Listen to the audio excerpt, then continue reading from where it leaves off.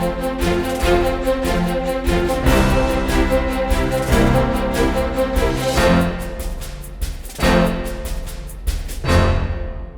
IQ IAS Hindi में आप सभी का स्वागत है। मेरा नाम है मनीष श्रीवास्तव और मुद्दे की बात कार्यक्रम में आज हम बात करने वाले हैं नेट जीरो इमिशन और भारत की जीडीपी से। हाल ही में एक रिपोर्ट आई है और इस रिपोर्ट के अनुसार भारत अगर 2050 तक नेट जीरो इमिशन के लक्ष्य को हासिल कर लेता है तो इससे हमारी जीडीपी में काफी उछाल आएगा।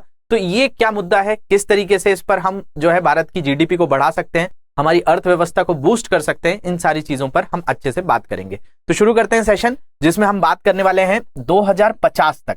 देखिए 2050 यहां शब्द इसलिए इस्तेमाल किया गया है कि अगर हम बात करें यहां पे तो भारत ने हाल ही में एक 2021 में हमारे प्रधानमंत्री Narendra Modi ji United Nations framework convention on climate change, जिसको कहा जाता है UNFCC CCC, इसको कहा जाता है United Nations framework convention on climate change, जो जलवायु परिवर्तन के ऊपर जो बात की गई थी उसमें प्रधानमंत्री नरेंद्र मोदी जी के द्वारा कहा गया था कि साल 2070 तक हम क्या पहुंच जाएंगे, नेट जीरो पे कार्बन एमिशन पे पहुंच जाएंगे। मतलब जो कार्बन का उत्सर्जन है उसको जो है हम शून्य कर देंगे। मतलब क्या होता है इस चीज को भी अच्छे से समझेंगे।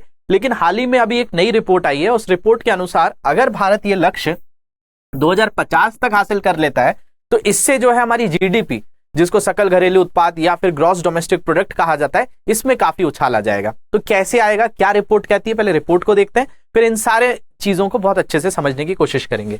तो देखा जाए तो भाई नए शोध से क्या पता चल रहा है और ये नया शोध किया किसने। तो नए शोध के लिए बताया गया था कि एक 4 सदस्य वाली एक समिति बनाई गई थी जिसमें बहुत प्रमुख लोग हैं। जैसे आपके ऑस्ट्रेलिया के पूर्व प्रधानमंत्री केविन रूड भी हैं उसमें। आपने यूनाइटेड नेशंस जनरल असेंबली का जो बान की मून है, जो पूर्व अध्यक्ष थे उसके, उनकी भी बात करें। हमारे नीति आयोग के जो वाइस प्रेसिडेंट रहे, जिनका नाम वाइस चेयरमैन रहे, जिनका नाम अरविंद पांगरिया था। इसके अलावा इसमें एक विवेक पाठक जी भी हैं। ये सारे लोगों ने मिलकर एक शोध किया था और रिपोर्ट जारी करी। इन्होंने पूरे एशिया के अंतर्गत ये रिपोर्ट जारी करी कि भाई किस तरीके से हम कार्बन एमिशन कम कर सकते हैं, क्योंकि चीन हो गया, भारत हो गया, रशिया हो गया, ये ऐसे देश हैं जहां से कार्बन उत्सर्जन काफी होता है। तो अभी हम बात कर रहे हैं भारतवर्ष की कि भाई भारत के लिए इस कमेटी, इस जो 4 सदस्यीय कमेटी थी, इन्होंने शोध किया, बहुत सारी चीजें करी कि भाई भारत में इससे क्या सुधार हो सकता है। हमारा जो लक्ष्य है कार्बन उत्सर्जन को जीरो करने का वो 2070 है। लेकिन इस कमेटी के हिसाब से अगर भारत ये प्रयास करता है कि 2050 तक हम ये लक्ष्य हासिल कर लेंगे तो इससे क्या क्या फायदे होने वाले, इस चीज पर नजर डालते हैं। तो देखा जाए तो भाई ये कहा जा रहा है शुद्ध शून्य उत्सर्जन, जिसको क्या कहा जाता है, net zero emission. Net zero emission की बात कर रहे हैं कब की, 2050 की। जैसा मैंने बताया कि ग्लासगो में जो United Nations framework convention on climate change जो हुई थी COP 26, जिसमें प्रधानमंत्री नरेंद्र मोदी भी गए थे स्कॉटलैंड के ग्लासगो, और वहां पे 2070 की बात की गई थी। उस रिपोर्ट के हिसाब से तो हम 2070 में हासिल करेंगे।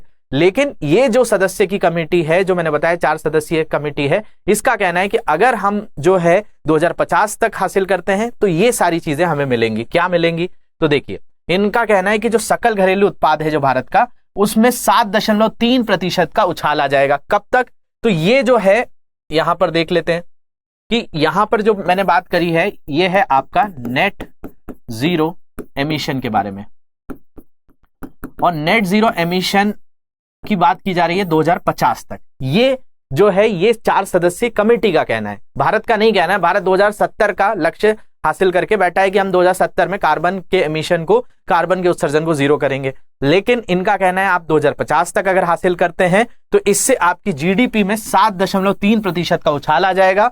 वो भी कितना, 470 बिलियन अमेरिकी डॉलर, मतलब 470 अमेरिकन डॉलर की जो जीडीपी है हमारी, उसमें उछाल देखने मिल सकता है। इसके अलावा अगर हम बात करें यहां पे, तो ये जो है 2032 तक, मतलब ये जो लक्ष्य है, मतलब हमारी जो जीडीपी है वो 7.3% से बढ़ जाएगी। कब तक, 2032 तक। और ये जो है कितना अमाउंट हम हमारी जीडीपी में आएगा, मतलब हमारी अर्थव्यवस्था में आएगा, तो 470 बिलियन अमेरिकी डॉलर की बात कर रहे हैं, और लगभग 20 मिलियन अतिरिक्त रोजगार भी पैदा कर सकता है।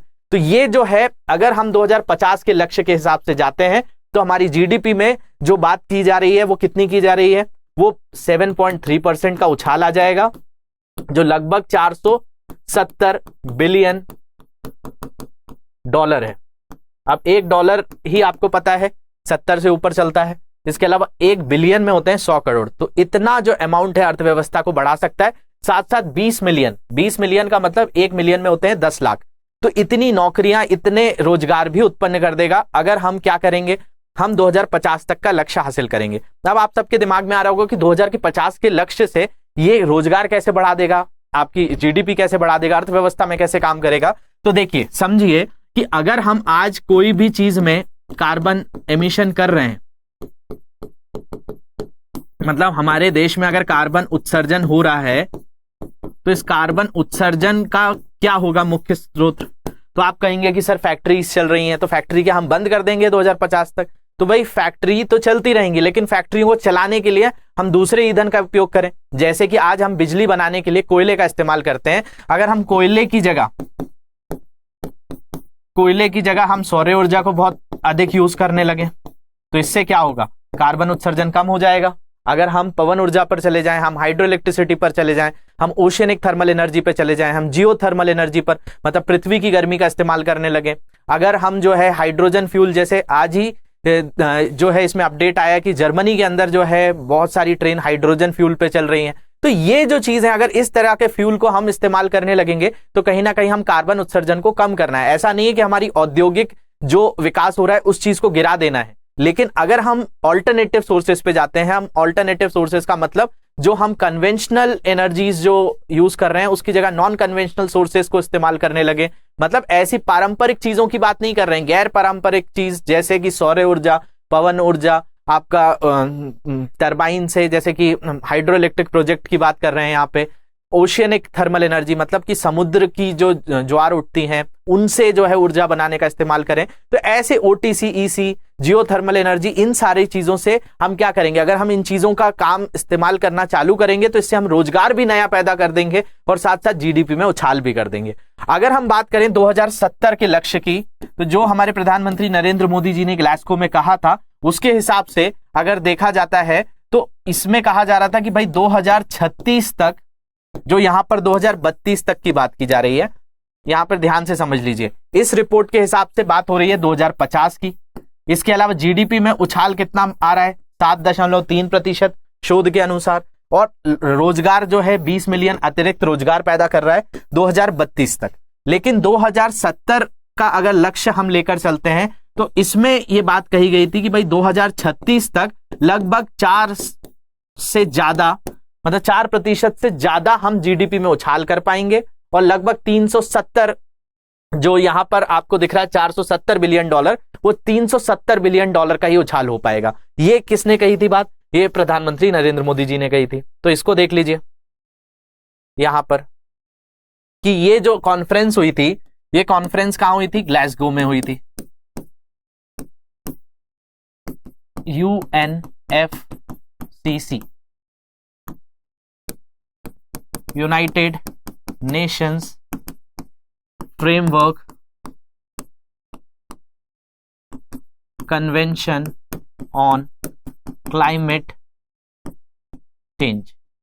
यहां हम बात कर रहे हैं किसकी, क्लाइमेट चेंज की, मतलब जलवायु परिवर्तन की। तो इसमें जो है प्रधानमंत्री नरेंद्र मोदी जी ने 2070 की बात करी हुई है, और 2070 के हिसाब से अगर हम बात करें यहाँ पे, तो 2070 तक getting India to net zero, मतलब भारत को हमें कहां पहुंचाना है, जीरो पे। जीरो का मतलब कार्बन एमिशन में जीरो पे पहुंचाने में रिपोर्ट में कहा गया था, यदि अगर भारत 2070 तक शुद्ध शून्य प्राप्त कर रहा है तो 2036 तक वार्षिक सकल घरेलू उत्पाद 4.7% से बढ़ेगा। और अभी जो रिपोर्ट आई है उस रिपोर्ट के हिसाब से अगर भारत 2050 तक कर सकता है तो भारत की जीडीपी में 7.3% से उछाल आएगा। और साथ साथ यहां पर देखिए, ये बहुत इंपॉर्टेंट चीज है जो आपको यहां पे समझनी है कि इसमें कहा जा रहा है शुद्ध शून्य प्राप्त करके, जिससे भारत 2036, और यहां पर जो वर्ष है 2032 है, दोनों में वर्ष, ये 4 साल पहले ही हमको कह रहा है 7.3% का हम उछाल प्राप्त कर लेंगे, और सकल घरेलू उत्पाद में 4.7% की वृद्धि होगी, जो 2050 में कितनी चल रही है, 7.3%। इसके अलावा यहां पर $371 बिलियन की बात की जा रही है, और यहां पर अगर आप पिछला डेटा देखेंगे तो यहां पर 470 बिलियन अमेरिकी डॉलर की बात की जा रही है। तो लगभग $100 बिलियन का फर्क है, 4 साल का फर्क है, 20 साल पहले लक्ष्य हासिल करना है। अब लक्ष्य किसी जल्दी हासिल करना है तो बहुत सारी चीजें हमें सुधार जल्दी जल्दी करना पड़ेगा, फर्क यही है। तो ये जो शोध है इसके आधार पर यह कहा जा रहा है कि भाई 470 बिलियन डॉलर से हम हमारी इकोनॉमी को, हमारी अर्थव्यवस्था को बढ़ावा दे सकते हैं, बूस्ट दे सकते हैं 7.3% का, और नौकरियां भी उत्पन्न कर सकते हैं। इसके अलावा जो मैंने आपको बताया कि 2070 तक करेंगे, तो इस लक्ष्य, ये शोध कहता है कि हम इस गति से 4.7% का लक्ष्य हासिल करेंगे, 370 बिलियन डॉलर तक हमारी इकोनॉमी को स्ट्रॉन्ग कर सकते हैं 2036 तक, जो ये 4 साल पहले ही करके दे रहा है। अब आप सोच रहे होंगे कि भाई ये रिपोर्ट किसने पेश करी, तो ये रिपोर्ट कोई आम लोगों ने पेश नहीं करी है, ये शोध जो है बहुत ही अच्छे से हुआ है, और इसमें जो है एशिया के अंदर एक कमेटी बनाई गई थी जिसमें 4 लोग मौजूद थे। कौन कौन थे, तो इसमें देखते हैं। तो यहां पर ये जो है फॉर्मर, मतलब ये पूर्व ऑस्ट्रेलियाई प्रधानमंत्री हैं जिनका नाम है केविन रुड, ये थे। इसके अलावा इसी समिति में विवेक पाठक जी हैं जो global head of climate business international finance corporation के हेड हैं। विवेक पाठक जी भारतीय मूल के ही हैं। तो ये, इसके अलावा अगर हम बात करें बान की मून, और ये हैं अरविंद पानगरिया।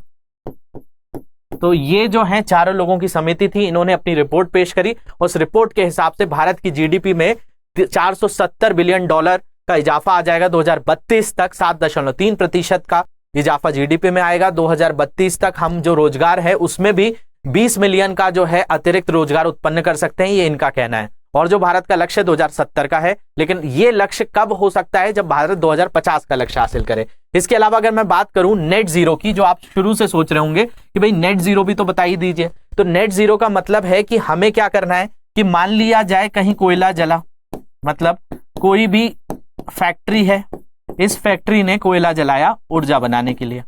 अब इससे मान लिया जाए 100 टन कार्बन निकला। अब यही कंपनी क्या करे, ये फैक्ट्री वृक्षारोपण कर दे, पेड़ लगा दे, पर्यावरण से जुड़े हुए कई ऐसे कार्य करे कि उस कार्बन को खत्म करे। मतलब जो ये 100 टन कार्बन इसने उत्सर्जन किया है, इसकी भरपाई करे कुछ ऐसी चीज करके कि भाई वो कार्बन कहीं ना कहीं जो भी आपका पर्यावरण में आ रहा है, एटमॉस्फेयर में आ रहा है, वो जीरो हो जाए। तो उस चीज को कहा जाता है नेट जीरो। जैसे यहां पर देखिए, measures to lower emission, for example invest in green technology. मान लिया जाए आप ग्रीन टेक्नोलॉजी में इन्वेस्ट करिए, जैसे सौर ऊर्जा में, पवन ऊर्जा में। तो ऐसी ऊर्जा का इस्तेमाल अगर कोई फैक्ट्री कर रही है तो उससे कार्बन उत्सर्जन कहीं ना कहीं कम होगा। इसके अलावा अगर हम बात करें मेजर्स टू रिमूव इमिशन, और ऐसी चीजें करें जैसे forest expansion, direct air capture करने लगे, मतलब वृक्षारोपण को बहुत तेजी से बढ़ा दें। तो इससे क्या होगा, इससे जो भी कार्बन हमने इमिट किया है सोसाइटी में उसको बैलेंस कर लिया जाएगा, उसको जीरो कर लिया जाएगा। तो balance between amount of green house gases, जो ग्रीन हाउस गैसेस होती हैं जो ग्लोबल वार्मिंग करती हैं, ग्रीन हाउस गैसेस में आपने सुना ही होगा CO2 है, कार्बन मोनोऑक्साइड है, ये सारी जो गैसेस होती हैं इनको ग्रीन हाउस गैसेस कहा जाता है, जो पृथ्वी का तापमान को भी बढ़ा देती है, मतलब टेम्परेचर को इंक्रीज कर देती हैं। तो उन चीजों को रिमूव करना और बैलेंस करना किसी ऐसी चीज से, जैसे कि भाई वृक्षारोपण करके, पर्यावरण में जो है एक सकारात्मक सुधार करके, और रिमूव फ्रॉम द एटमॉस्फेयर, उस चीज को नेट जीरो कहा जाता है। तो नेट जीरो का जो है भारत का लक्ष्य 2070 का है, लेकिन प्रयास ऐसे किए जा रहे हैं, जो अभी शोध भी आया है उसके हिसाब से, कि भारत 2050 तक हासिल करे। और इस वक्त सबसे ज्यादा जो कार्बन इमिशन करने वाले देश हैं उसमें 28% सबसे ज्यादा कौन करता है, अमेरिका करता है, फिर चीन करता है 15%, फिर 7% भारत करता है, 5% रूस करता है। अगर हम तीनों देशों का मिलाकर देखें तो ये कितना है, तो ये आपको देखने मिल रहा होगा 27% है। तो एशिया के अंदर ये बड़े बड़े देश हैं, एशिया में आप जापान को भी मिला लीजिए, तो 30% जो है एशिया के अंदर यही सारे देश मिलकर कर रहे हैं। तो इसलिए ये 4 सदस्यों की जो है कमेटी बनाई गई थी, जिन्होंने भारत को सजेशन दिया कि 2050 तक आप लक्ष्य को करिए, क्योंकि 2050 को करेंगे तो इससे आपको ही फायदा होगा। देखा जाए तो कौन कब तक नेट जीरो की बात कर रहा है, तो इसमें आपको भारत दिख रहा है। भारत ने लक्ष्य बोला है 2070 का, और जो कमेटी कह रही है वो 2050 का कह रही है कि अगर हम ये 20 साल का लक्ष्य कम कर देंगे तो इससे भारत में बहुत सारा सुधार होगा, हमारी इकोनॉमी में ही फायदा होगा। चीन ने ये लक्ष्य 2060 का रखा है और यूएसए ने 2050 का रखा है। जर्मनी और स्वीडन 2045 में बात कर रहे हैं, ऑस्ट्रिया 2040, फिनलैंड 2035 और उरुग्वे जो है 2030। ये तो सबके अलग अलग लक्ष्य हैं, लेकिन इसमें आप जो लक्ष्य याद रखिए वो किसके याद रखिए, इन 3 देशों के जरूर याद रखिए, जिसमें अमेरिका, चीन और भारत ने जो बात करी है। तो भारत को यही सजेशन दिए जा रहे हैं कि आप भी अमेरिका जैसे 2050 तक लक्ष्य हासिल कर लेंगे तो आपको अच्छे से इसमें फायदा होगा। तो ये जो चीज थी ये मैंने आपको बताई, होप आपको समझने आया होगा। इसके अलावा और कोई डाउट्स हैं इन सोशल मीडिया हैंडल्स पे जुड़ सकते हैं, यहां से इस लेक्चर की पीडीएफ भी आप लोग डाउनलोड कर सकते हैं। और भी कोई तरह के इश्यूज होंगे तो कमेंट सेक्शन में आप जरूर बताएंगे। Thank you very much for watching this, have a great day.